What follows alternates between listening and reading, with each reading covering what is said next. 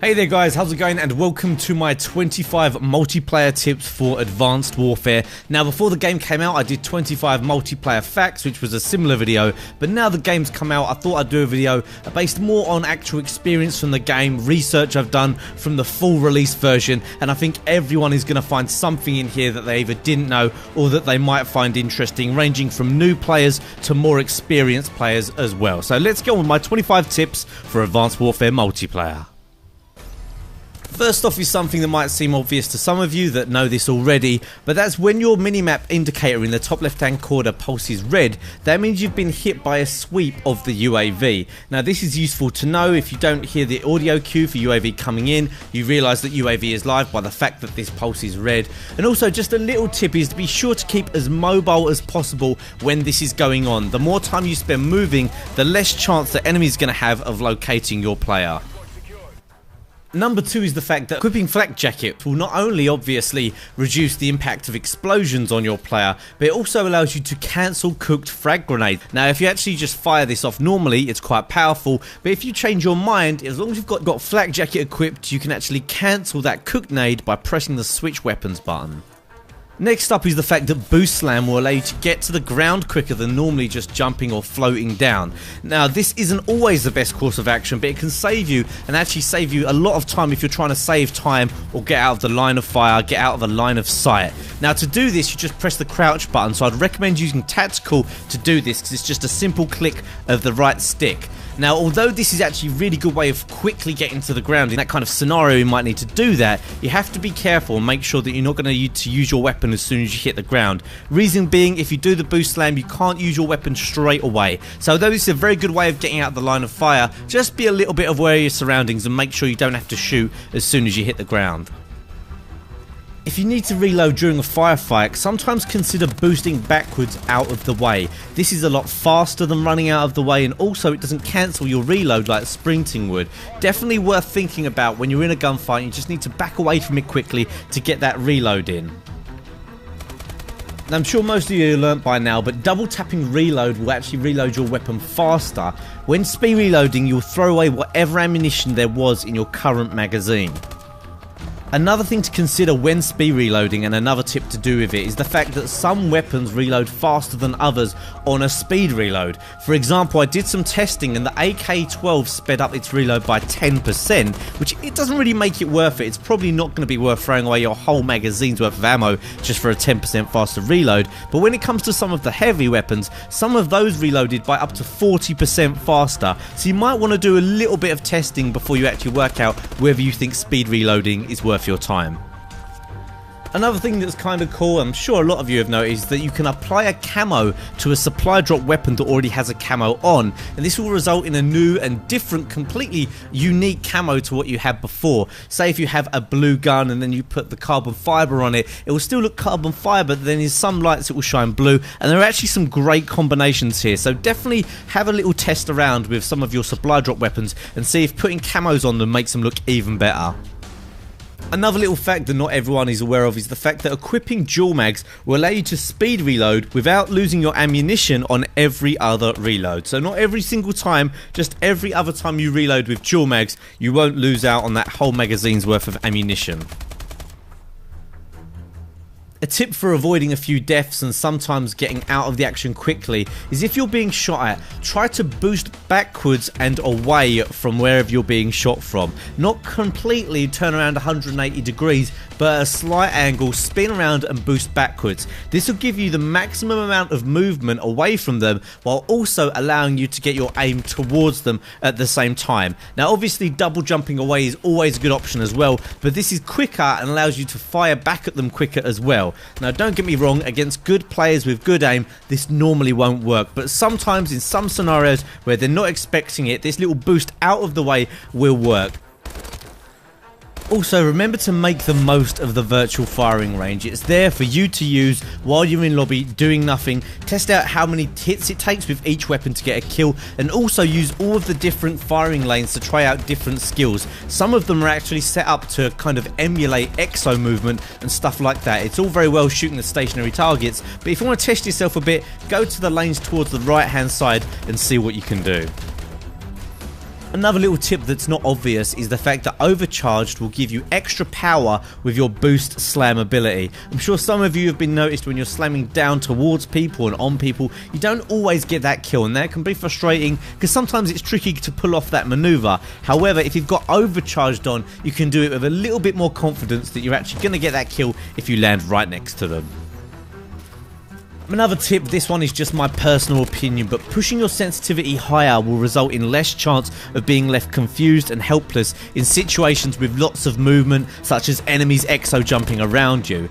Try pushing your sensitivity up by 1 each day. Anything under 5 and you might struggle to deal with people who are fastly moving around the map. I've always been a kind of low sensitivity player in recent years, but I found after like 13 prestiges of this game, you really do need to have a higher sensitivity to deal with those faster moving players. Make sure to make the most of SMG's good hipfire abilities by equipping laser sight and get into the habit of strafing and hip firing at close range whenever you can. Assault rifle players will struggle to keep up with your movement, and aim down sight movement is very slow, so anyone who's aiming down sight of an assault rifle, if you have that hipfire SMG and you can boost strafe out of the way and keep firing at them, they're going to have a real hard time killing you.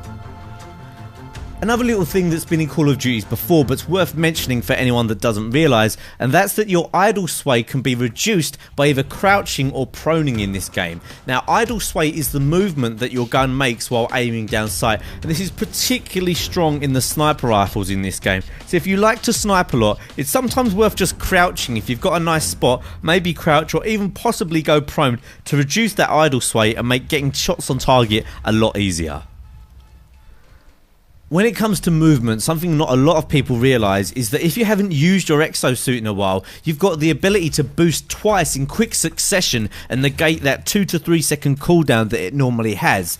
This can be a little bit unpredictable, however, but it's worth keeping in mind at the start of the match especially, and sometimes if you need to get out of a tricky situation, just try that quick boosting twice instead of waiting. It might just work if you haven't used the exo ability in a while. Now in testing I found that it's normally around 6 seconds of non-use of the exo, however it was a bit inconsistent, so you might want to play around with this one yourself a little bit, but it's very important at the start of the round especially to know that you can boost forward twice in a row without taking any pauses. Now with the ability to jump on roofs in this game very easily, it's worth keeping in mind that hugging walls will keep you out of the line of sight of players up high and allow you to get the flank on anyone who's above. So although you have to watch out for people up high, make sure that you hug that wall near them so that they don't see you as easily. Now although footsteps in Advanced Warfare are at an all-time low, exosuit usage is very audible. When you hear the sound of an exo boost and you know it's not your teammate, always check the higher areas. Normally people won't double jump unless they're trying to get on top of something, so if you hear that boost sound, make sure you keep your wits about you and look to the higher spots on the map. Something that's been in Call of Duty for a long time but I think it's worth mentioning here is to use the minimap to locate the enemies regardless of if there's a UAV in the air or not. Now as a general rule, the enemies won't be in areas that your teammates are. Also remember that the enemy won't spawn directly on your teammates, so you can use this to rule out large areas of the map where the enemy are unlikely to be.